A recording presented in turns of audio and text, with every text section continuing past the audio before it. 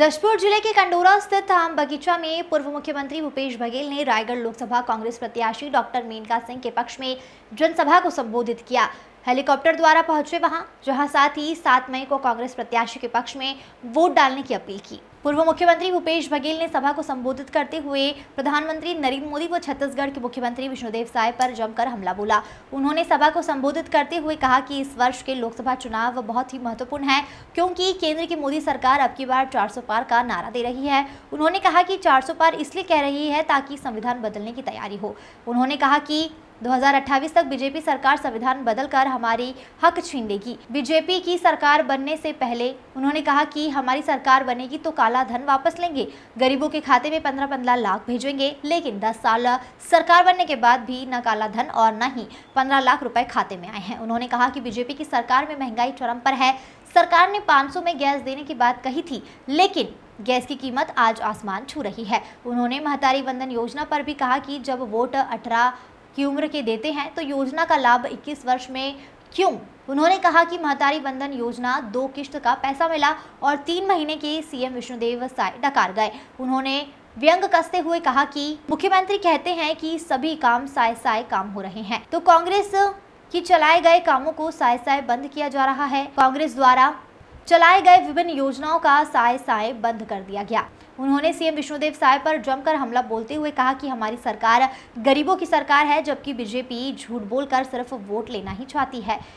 इस दौरान उन्होंने छत्तीसगढ़ में 11 में से 11 सीट जीतने का दावा किया है। साथ ही रायगढ़ लोकसभा क्षेत्र की प्रत्याशी डॉक्टर मेनका सिंह के पक्ष में आगामी 7 मई को मतदान करने की अपील की है। जशपुर जिले से दीपक वर्मा की रिपोर्ट।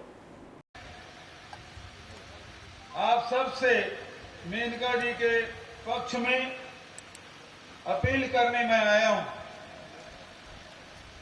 आदरणीय साथियों, यह चुनाव आम चुनाव नहीं है, यह चुनाव खास चुनाव है।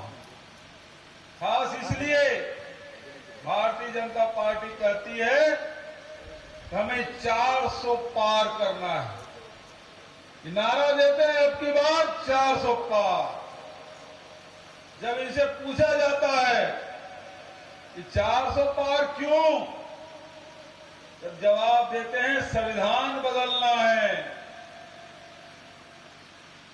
जो संविधान बाबा साहब भीमराव अंबेडकर के अध्यक्षता में बनी, जिसको पंडित जवाहरलाल नेहरू ने लागू किया, जिससे देश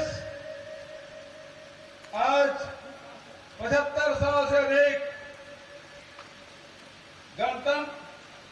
गणतांत्रिक देश कहलाता है। वो संविधान जो हम सबको अधिकार देता है, वो संविधान जो महिलाओं को बराबरी का दर्जा देता है, वो संविधान जो अनुसूचित जाति जनजाति को समानता का अधिकार, आरक्षण में लाभ देता है, वो संविधान जिसे हम सबको न केवल अधिकार देता है, न केवल समानता की बात करता है, बल्कि अभी चूंकि चुनाव है तो हम सबके वोट की कीमत एक है।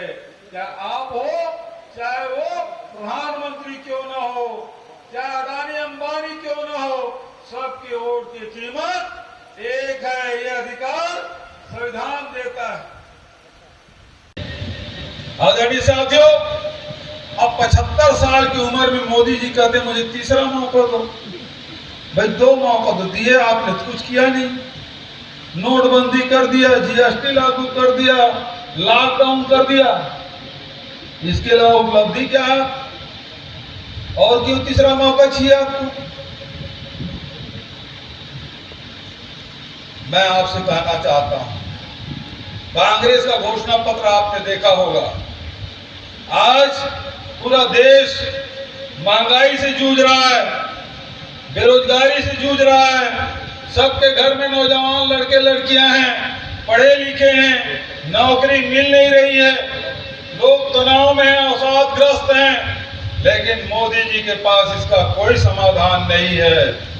आइए आप कांग्रेस का साथ दीजिए, राहुल जी और खड़गे जी का साथ साथ दीजिए, आपको समाधान मिलेगा महंगाई से भी और बेरोजगारी से। तो गरीब परिवार के माताओं को साल में 1 लाख रुपया मिलेगा। कितना मिलेगा?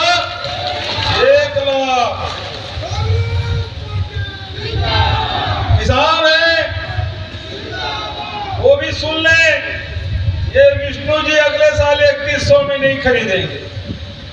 वो इसी साल के लिए, वो इसी साल के लिए 3100 है, अगले साल नहीं खरीदने वाले। वो तो भूपेश बघेल 5 साल कोरोना के बावजूद भी आपको 2500 2600 देते रहे, इसका नाम इस साल 3100 मिल गया, और हमारी सरकार बनती तो 3200। मोदी जी की गारंटी है। मैं अब आपसे पूछना चाहता हूं, 500 में गैस सिलेंडर देने की बात कही थी, आया था अमित शाह जी यही, और 500 में सिलेंडर देने की बात आपसे बोल के गए, किसी महिला को मिला? यही मन से बता रहे हैं, किसी को मिला? 18 लाख आवास मिलेगा बोल के गए थे, किसी को मिला? नहीं मिला। आपको 1000 रुपया हर महिला को देने की बात कही थी। अब क्राइटेरिया लग गया 21 साल, जब वोट आप 18 साल में दे सकते हैं तो पैसा देने के समय 21 साल क्यों? और 5 महीना बीत गया, 2 महीने के मिला है, 3 महीने का विष्णु जी ने डंडी मार दिया। हो गया ना? 3 महीने का पैसा गायब। और छत्तीसगढ़ के जो काम बंद चल रहे थे सबको बंद कर दिया। बोलते हैं भ्रष्टाचार हुआ है, इसमें भ्रष्टाचार हुआ है। कहते हैं चावल में राइस मिलर लोग, आजकल 2 मंत्री उसके खास मंत्री हैं, बड़े से होटल में रायपुर में बैठते हैं, और जब तक कि विष्णु जी को 30 रुपये प्रति क्विंटल भोग नहीं लगा लेते तब तक के डीओ नहीं कटता। आजकल बहुत भ्रष्टाचार की बात कर रहे हैं, मैं विष्णु जी की चुनौती देता हूं, जांच करा ले इसकी जो मैं कह रहा हूं। गौठान बंद हो गया, बंद हो गया साय बोलो भाई। गोबर खरीदी बंद हो गया, वर्मी कंपोस्ट खरीदी बंद हो गया, गौठान बंद हो गया, रीपा बंद हो गया। अब 35 किलो नहीं मिलेगा विष्णु जी की सरकार में, अब केवल 5 किलो मिलेगा जून महीने में। 35 किलो बंद हो गया, अब 5 किलो मिलेगा, नमक भी नहीं मिलेगा। ये स्थिति, मतलब आपकी खुराक कम हो गई विष्णु जी के मुख्यमंत्री बनने के बाद। गरीबों को हक छीन रहे हैं। एक तरफ 1000 रुपया दिए, और 3 यदि सदस्य घर में 35 किलो मिलता था, 20 किलो छीन लिए। आपने क्या किया विष्णु जी? गरीबों के साथ धोखा, उसके साथ चल। 1000 रुपया देके 20 किलो चावल और 1 किलो नमक आपने छीन लिया। मोदी जी की गारंटी है। मैं अब आपसे पूछना चाहता हूं, 500 में गैस सिलेंडर देने की बात कही थी, आया था अमित शाह जी यही, और 500 में सिलेंडर देने की बात आपसे बोल के गए, किसी महिला को मिला? यही मन से बता रहे हैं, किसी को मिला? 18 लाख आवास मिलेगा बोल के गए थे, किसी को मिला? नहीं मिला।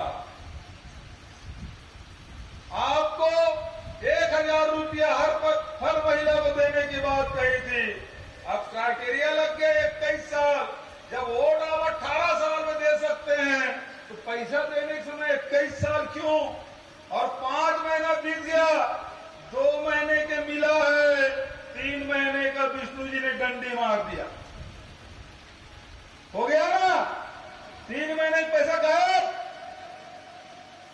4 लोकसभा के चारों में कांग्रेस जीत रही है। अब ये तीसरे चरण के चुनाव है, उसमें भी हम अधिकांश सीट जीतेंगे। सर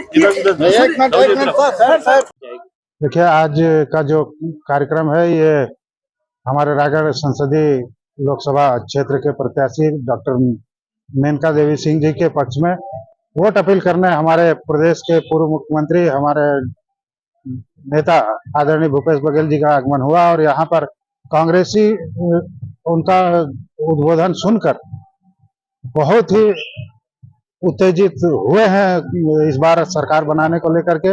और जैसा कि आम आदमी में एक चर्चा है कि इस बार बदलाव की बयार है, उसको लेकर के काफी दूर दूर से हमारे कांग्रेस के कार्यकर्ता और जनता इस सभा में शामिल होने आई थी। इस सभा का भीड़ को देख करके और लोगों के उत्साह को देख करके लगता है कि इस बार परिवर्तन का लहर है और रायगढ़ लोकसभा का परिणाम इस बार बदलेगा।